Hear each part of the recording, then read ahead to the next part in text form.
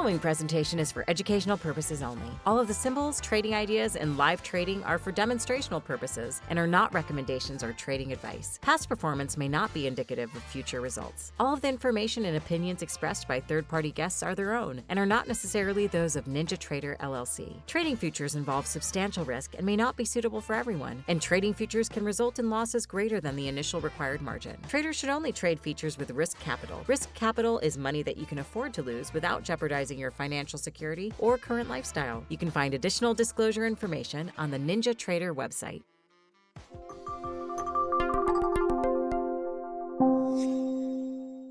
All right, we are back, everybody. Appreciate your patience here. Let's talk futures with Jimmy Iuorio. Jimmy, good morning. How are you? Good. By the way, I was listening from the green room in the other segment, and I was paying attention but doing something else. And then all of a sudden, you were talking about barbers. What happened there? How did that go off the rails? It wasn't off the rails. This is how we roll in the morning, Jimmy. Okay. There's, because I grew up in Oak Park. Oh, you're right. Was your barber Italian? Yeah. Okay, yeah. good. Yeah, we need. Yeah, and he was my guy. So he was my dad's barber, right? My dad grew up in Oak Park, which is for those of you who don't know what that is, it's a suburb of Chicago. And Carl did my first haircut at when I was 5 years old, and when I became older, and not as old as I am today, but I took my kids there for their first haircut. So there's 3 generations, old school barber pole, the whole thing. You go, you can't make an appointment, right? Yeah, I love that. Yeah, cool. You want to talk markets? Yeah, for sure. I mean, big day today. A lot of economic releases came out. We have Chair Powell on the hot seat today. I saw that ISM number. The ISM number was interesting in that it came out worse than expected. The regular ISM, not the global manufacturing one, came out worse than expected, considerably worse, but the prices paid component of it was high, which reinforces that whole stagflation thing that we talked about from last week's data. I know it's too early to call it stagflation, but there definitely appears to be the economic data starting to decline, except for the inflation. Now, if you want to look for a culprit as to what's happening it is, to me, it seems like it is blatantly obvious that it is government spending. But that being said, the Fed looks at it now and looks at the inflation and doesn't think it's going to be able to ease rates. For perspective on that, for people who are watching, in January, the Fed funds futures market was pricing in 170 basis points of easing. Now it's pricing in about 29 basis points of easing. That's for 2024. And 2-year yields have gone up with it. Now, I'm going to make the argument here that the height in the 2-year yields and the dollar strength is what's weighing on things like gold, silver, Bitcoin. Now, everybody who's watched us for all this time knows full well that those things were rallying. 2-year yields were going up and those things were going up and it was all fine. Everyone was living good.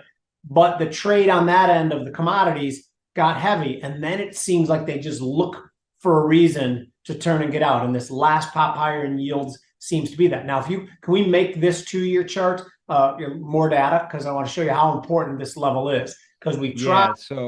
Yeah, we could do so. Instead of looking at the yield, we could look at the 2-year note. Do that. And I think that's ZT, right? Yeah, that sounds like. Yeah, I believe it too. Yeah. Yeah. All right. Well, I'll add some data to my chart here. So this is this April.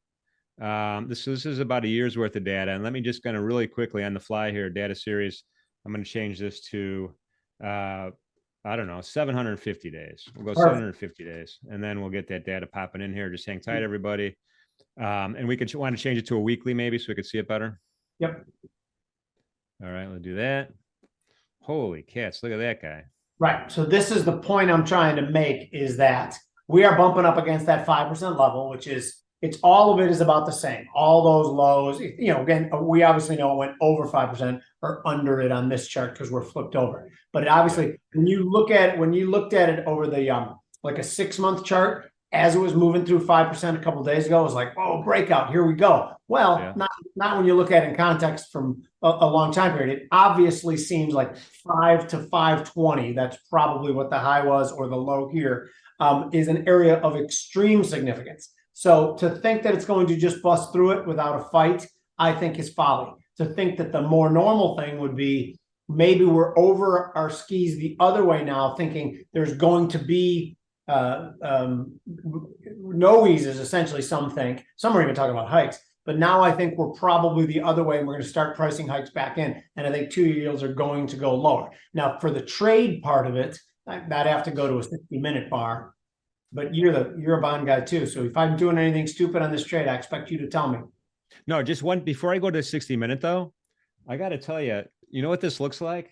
This looks like the Japanese yen, right? And then, Japanese yen was like bumping against the bottom, just crawling around in the mud forever. And then what happened to it? It broke through it on the downside.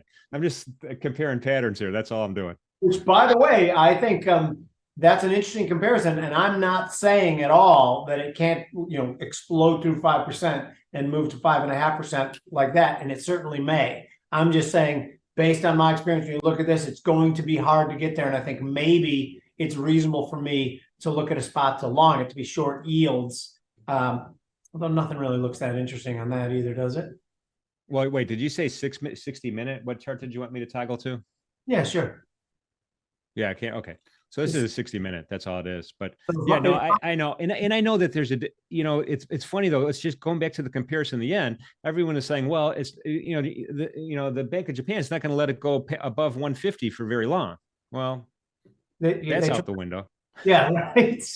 And even they tried on the 29th. And by the 30th, it was trading the same levels as it was on the 28th, the yen. So currency, by the currency intervention, and you know this, but just for the people who are watching, the only way currency intervention by central banks can ever work is if they wait patiently for their currency to start moving naturally in the direction that they wanted to go, and then they jump in and start to fuel that rally. They didn't do that. They tried to catch a falling knife, and guess what? The market's flexing its muscles and says no. Here it is. Right. That's their attempt, right? That was their attempt. Right. Yeah. And it failed. To your point, this makes your point perfectly. Yeah. Yeah. So that's as soon as they did it, and I was like, oh, the Bank of Japan's intervening. Why would they be trying to catch this knife? I think it's a huge mistake. Anyway, we're back to two. So my bias here, which is a mild bias, is for higher 2-year prices, lower 2-year yields. Nothing looks great. Nothing looks great to buy it here. As long as, what are those two moving averages? Are they the Mike Arnold 8 and 21? So kind of. It's the Mark Arnold 8 exponential, and then the Mark Arnold, but I change it to a 20 from a 21. Okay, yeah. Same thing. Can't imagine there's much difference there. But you see, it went into the rotation zone and popped back out of it. To me, this is another little bullish sign on the short term. The rotation zone is what's between those two. So now I do think if it head back down to the top one, I assume is what's the orange one? I'm sorry, say it again. The moving average is the orange or red one, whatever the top one. The blue, the green one is the 20. Okay, good. And the red one is the 8. Yeah. The 8. Right. So it comes back down to that 8. I think it's probably a spot to buy 2-year prices, sell 2-year yields, because I just don't think it's going to be an easy runaway through that 5% level. Does that make any sense to you? I'm not saying you agree, but does it make it reasonable? Oh, it's not only is it reasonable, I do agree. I do agree. I do think the whole infrastructure, the whole infrastructure is supportive of or sensitive of what that yield could go to. Right. If that makes sense. Exactly. And that's what I think. That's why I asked for this to be the first chart, because I think that's it. Because this encompasses Fed expectations, and those have changed quite a bit. Can we pop over to the dollar real quick too? I don't have a dollar index up on my chart right here. We could probably do the euro as a proxy, maybe. Let's do the euro as a proxy, because we already know what the yen has done, and the yen is obviously not. So this is another thing that worries me about the asset trade. Now I'm going to wind this all up and say I'm still liking silver at the 26 level, but this is what worries me here, because this is a pattern that I like to trade from the short side, right? So as soon as it had this, what do we call that? It was pennant, and then all of a sudden broke through ascending triangle or pennant or whatever exactly. You want to call it. Ascending triangle or pennant. As soon as we broke through it, to me, I think that looks like a sale. And my objective would be, so it came from 1.09 down to 1.06. So it was 65. So 250 ticks, whatever. So as soon as it goes through it from 107.20, I like it down to about 105. 105.5 on that chart. Do you see why I would do that? Yeah, well, I'm thinking you're measuring the move, right? So, dependent. And that's, by the way, I don't have the greatest luck with measuring the moves that way. I think it is kind of like throwing a bit of a dark blindfold. And I'm measuring the move from 109, the top of that red candle that it hit from about 3 candles earlier. Bingo. Oh, way up here. Okay. Yeah, there, down to the bottom. Down to here. Ascending triangle. Then as soon as it breaks out of the triangle, now some will tack on the 250 ticks below that lower line you drew. I think that it is going to be less than that because I think you measure it from where it broke out of the triangle. So there's about 250 ticks. Okay, and then so the breakout happened about here. Exactly. That's where, so let's call it 105 on the downside would be my would be somewhat of an objective for me. Now, can we get more, throw more data in there to see how that looks on a longer term? Yeah. Choppy. Okay, so you see back from November, there is something interesting around that level. So I like that. Yeah, so there's some dangling wicks down there. Right. There's some support. There's some support down here. There's tests. There's tests. Mm-hmm. And then boom, we couldn't pass the test, and everyone rallies. So the way I would trade this and pick a spot is a little bit over that box, probably 105, 105.5. So yeah, and one thing that might support your theory here, you know, Eric Norland told us this. Eric Norland's the chief economist of the CME Group. You know, Eric. Sure. He told us that even if the ECB is ready to cut rates, they might not want to do it before the U.S. And that surprised me. Yeah. Yeah. Why does he think it? Did he give a reason? He did, you know, not really. I mean, I think the reason was basically just to kind of keep the status quo between the relationship of the dollar and the euro. Yeah, and that sounds legit to me too.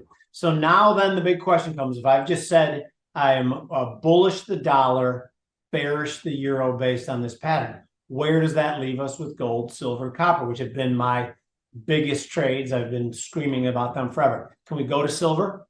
Oh, we can go to silver, platinum, plutonium, you name it. We can go. Maybe not plutonium. We can go. Here's silver right here.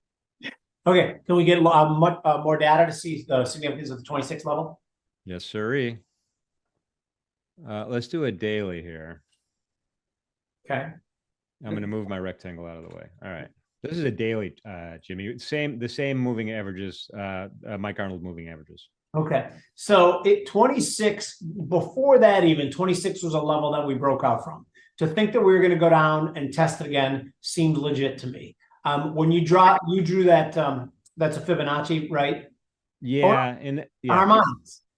I'm all Mike Arnold today, man. It's good. The Mike Arnold 12.5 harmonics, which I like. Yeah. So that's cool. So again, we're stopped right at the 37.50 and trying to edge back above it. Now, what's it for him? It's the 62.5 that if it closed below it, that's the biggest signal of momentum and follow through. So we're not even close to that at all yet. So I actually think I'll be looking at shorter term places to try another long on silver, maybe even gold as well. Can we go down to like a 60-minute bar? Absolutely. Easy to do. There we go. So you see, it's chewing around this 26 level, doing nothing. I needed to take out that top wick of the last red candle before I would think about it again. On the current candle or this last one right here? The current candle. The current candle. Okay. Because it corresponds also with those bars from back. Corresponds. Yes. Over here. Yeah. Okay. I got you. Let me draw some rectangles. I'm gonna get busy with some rectangles here. I love your rectangles. Yeah, I mean, it's easier for me. You know, when someone asks me, what's the support or what's the resistance, they expect a number. It's not a number. It's a range. Yeah, and I like that. Above that, I could even draw it a little lower if I wanted to be a little cheeky. But either way, I want the top of it to give before I think it heads back to 27.70. Yeah, it'll be interesting. Silver is one of those things, remember when silver was, tracking $49, $50 for a while, like, I don't know how many years ago, and it just didn't survive that level. It was extraordinary move up.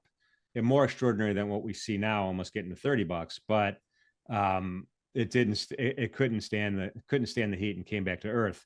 I'm wondering if we're not going to establish some kind of lower level of sideways equilibrium here, maybe a little above where we're at right now, but maybe not as high as 30.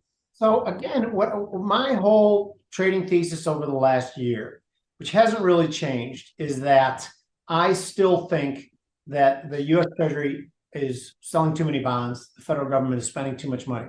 And I think that eventually, if they have a difficult time selling those bonds, and we just had a refunding announcement today, and it didn't seem anything out of the ordinary, but as they start draining the short end demand and start moving out to longer duration, I think the Fed will change its tune on quantitative tightening. We'll get back more to a neutral and then eventually to quantitative easing. When that happens, I think our dollar suffers, and you might not see it against the yen because we already mentioned the fact that the yen is off. If I'm going to say the dollar suffers, throw out the yen.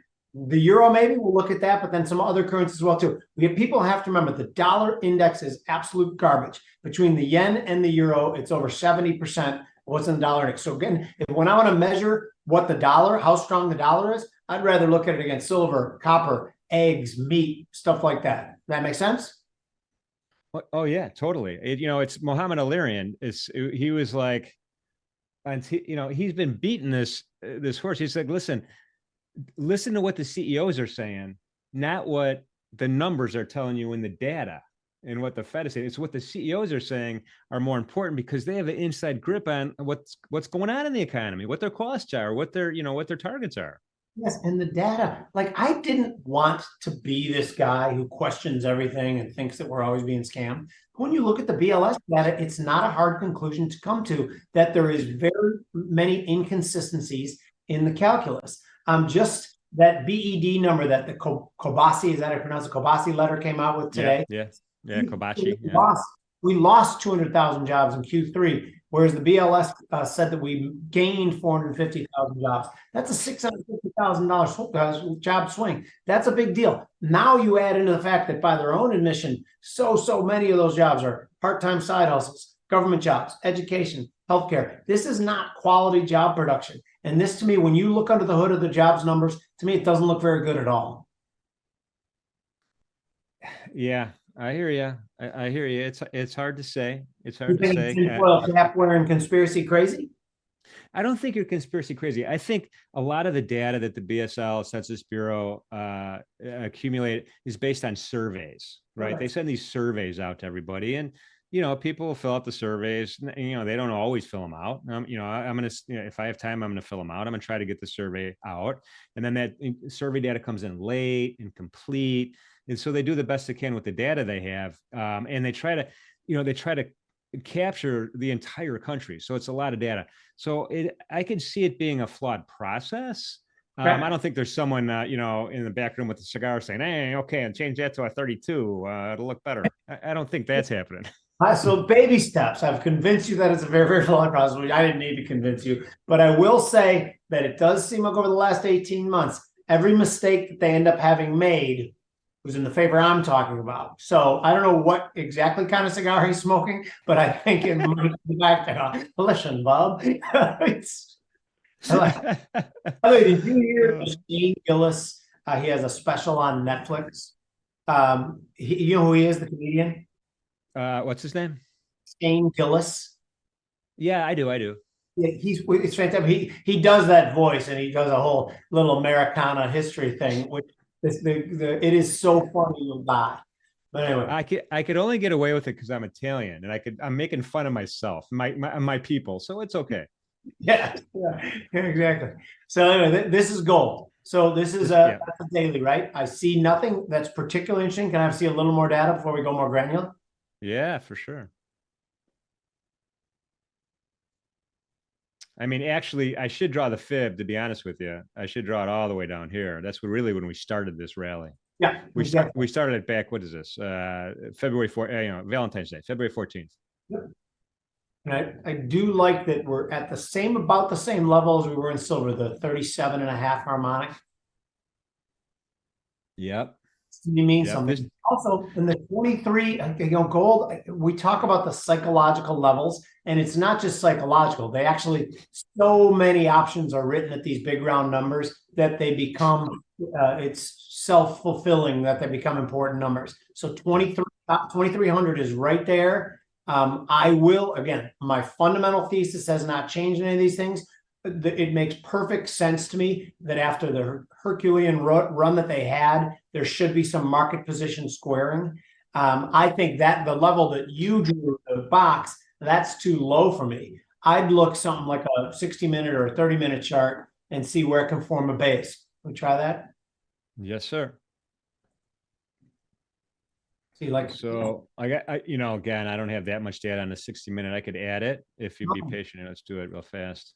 It's fine. I think the move is already happening back up to what is it? 2360? Is that the what? There we go.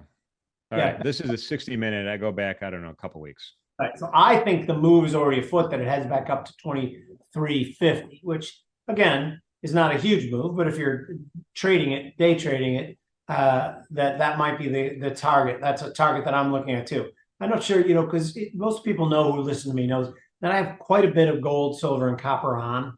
So I'm not sure that I'm going to jump back in and add to it on this rally. But that's what, if I had no position on, I'd be looking to buy it here for a test back up to 2350. You? Well, it's like the paradigm for the longest time. It was like we were trading 1800 to 2000. 2000 was, was the the holy grail. Couldn't get over there. Couldn't spend time above it. Now it seems like that range is 23 right here. What we're looking at, 23 to 2350. I like the idea that if we start making new highs, I'd probably move it up to around 2364. Then we could, get back up. We could rally quite a bit more. But I'm also thinking we might be a little bit range bound for a while. It's the yeah. 2300 might be the lower bound of that range. And keep in mind, like, it's so funny when we're talking about gold, that 1800 to 2000 level went on for years. And when did that level change to 2300 to 2400? Was when they decided to devalue the hell out of the dollar and increase the money supply by just gobs and gobs like they did over the last 4 years. So it is perfectly reasonable for me to think that 2300 is 2000 now, and it's going to have a difficult time, or is 1800 now even, and it's going to have a difficult time going below that based on the value of the dollar. Right. And in real terms, I don't think we made all-time highs in the gold, but I think we're getting there. Yeah, we're getting there. But in real terms, yeah, when you account for what I said, yeah, no doubt about it. So, and that's 2450 on the upside. What is the all-time highs? 2450, or to go to above 2500? Hang on. I can't remember exactly. I'll give you, I don't back adjust my charts, just so you know. I keep them, let's go to daily. I don't back adjust my charts. That target wick up here is pretty close to your psychological 2450, a little bit shy of it. Let's go with 2448.8. On a back adjusted, you might see it at a little different number, but that's what I've got. So I think the range we're talking about, you said that we're range bound, which is fine, but that could also mean that there's opportunity if the range is as I feel it is, with 23 on the downside, 25 on the upside.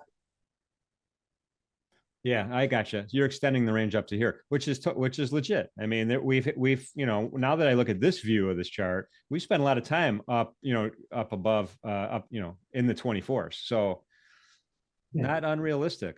No, not unrealistic. What do you want to look at now?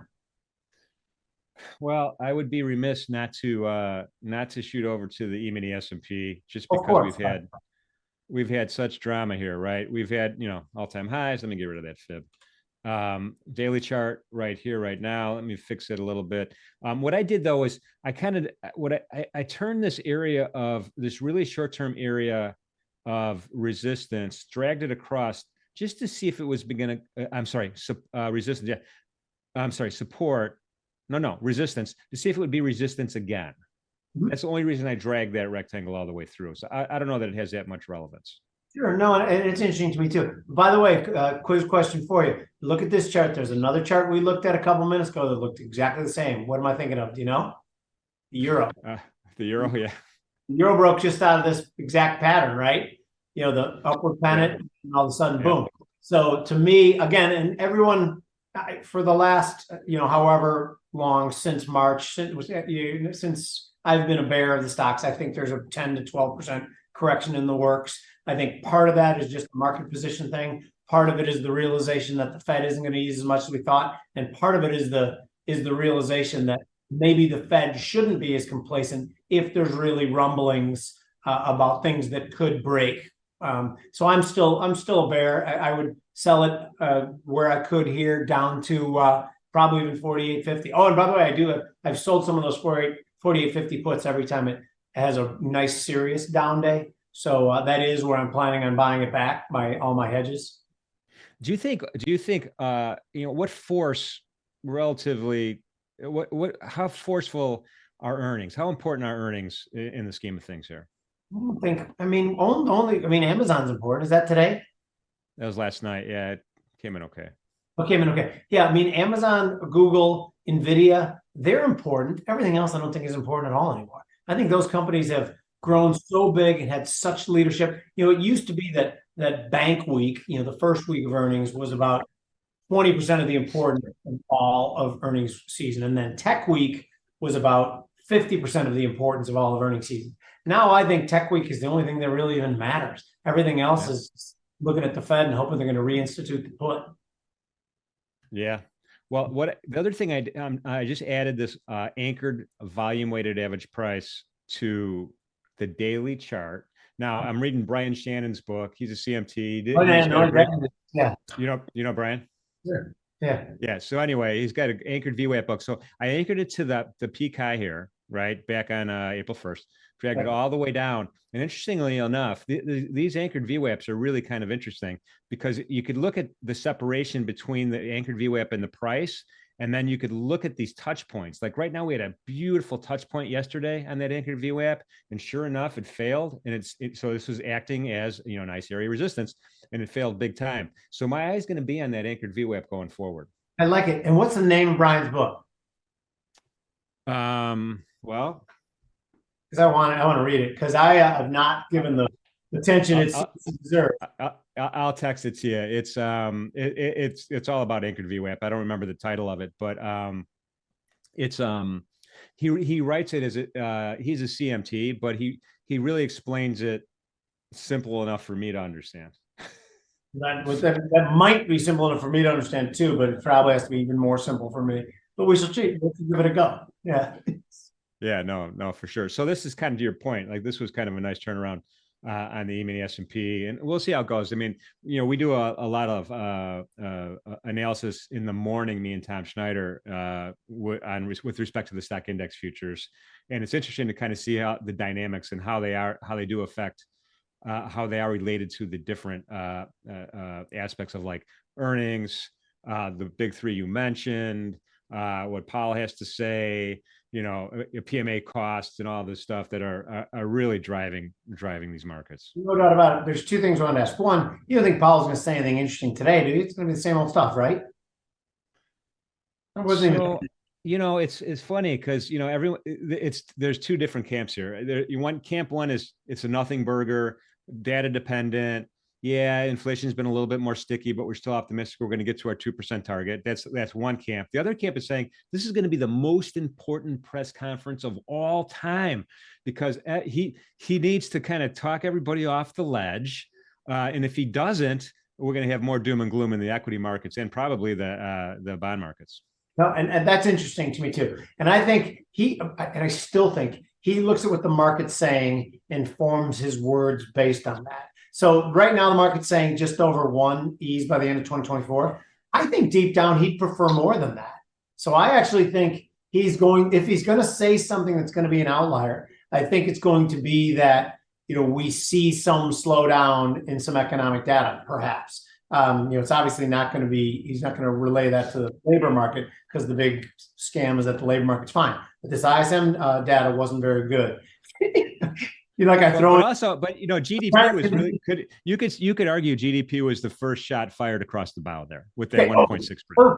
Perfect. Exactly. The GDP number that was, in my opinion, where it started the first crack seen. And I'm so glad you reminded me of that because I knew there was something. I couldn't think of what it was. Exactly. So anyway, Jimmy, always fun. Our time together is way too short. Looking forward to having you back. How could folks find you on the World Wide Web? World Wide Web. I'm on Twitter at Jim Iuorio. That's JIMIUORIO. We do a podcast called The Future's Edge. 60-70% of it is like financial and economics, but sometimes we go in health. This week's was about the carnivore diet with Dr. Sean Baker. People seem to love it. We've got more feedback than we've gotten in a long time on this particular episode. I'm going to start making more bacon. I appreciate that, Jimmy. Thanks for being here with us.